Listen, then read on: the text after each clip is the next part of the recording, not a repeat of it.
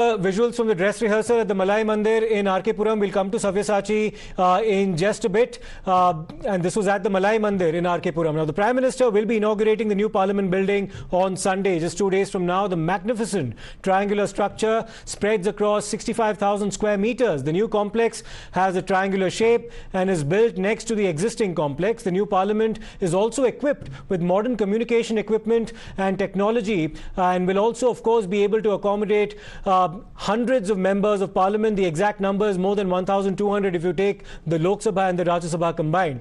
The proposed chambers for the Lok Sabha and the Rajya Sabha have large seating capacities to accommodate more members than are currently present. And since the number of members of Parliament may actually increase with India's growing population and consequent future delimitation exercises, the Lok Sabha will be 3 times bigger with a capacity of 888 seats, while the Rajya Sabha will have a seating capacity of up to 384.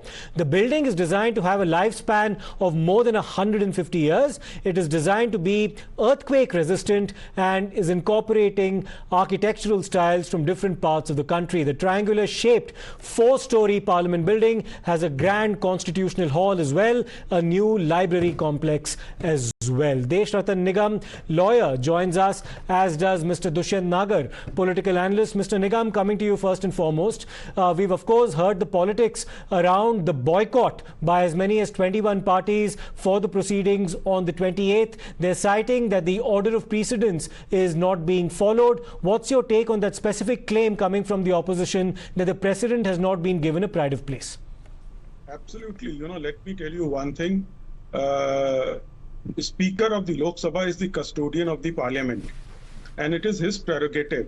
While he exercises powers, he looks at the precedent, because the government or the Parliament functions as per rules and laws and also the precedents. When the Speaker looks at the precedent, he sees that the Parliament Annexi was inaugurated by Indira Gandhi and the Parliament's library was inaugurated by Rajiv Gandhi. Both were the Prime Ministers of the country.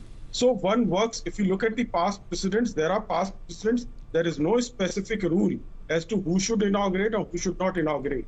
So while Speaker has given invitation to the Prime Minister to inaugurate, it is not the other way around that the Government of India's function. It is Parliament's function, which is being chaired by the Speaker of the Lok Sabha, which is Mr. Om Birla ji. Okay, let's take this across.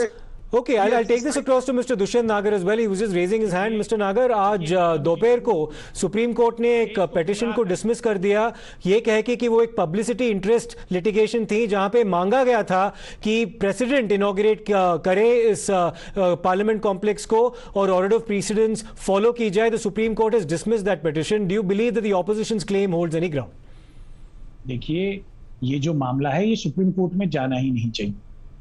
ये तो संवैधानिक मामला है और देश के जो हमारे चुने हुए नेता उनको तय करना चाहिए था. अभी निगम साहब ने बोला कि एनेक्सी का प्राइम मिनिस्टर इंदिरा जी ने किया, लाइब्रेरी का प्राइम मिनिस्टर राजीव जी ने किया. बिल्कुल किया उन्होंने, लेकिन पार्लियामेंट का नहीं किया. ये संसद है, ये लोकसभा और राज्यसभा की संयुक्त बिल्डिंग का उद्घाटन हो रहा है. ये भारत के संविधान का और भारत के लोकतंत्र का सबसे बड़ा प्रतीक है. और भारत का प्रमुख कौन है? भारत के राष्ट्रपति. उनको करना चाहिए था. ये आप इधर उधर से लाके जोड़ तोड़ के जवाब देने का प्रयास मत करिए. ये सच्चाई को स्वीकार करिए कि आपने भारत के लोकतांत्रिक मर्यादाओं को तोड़ा है.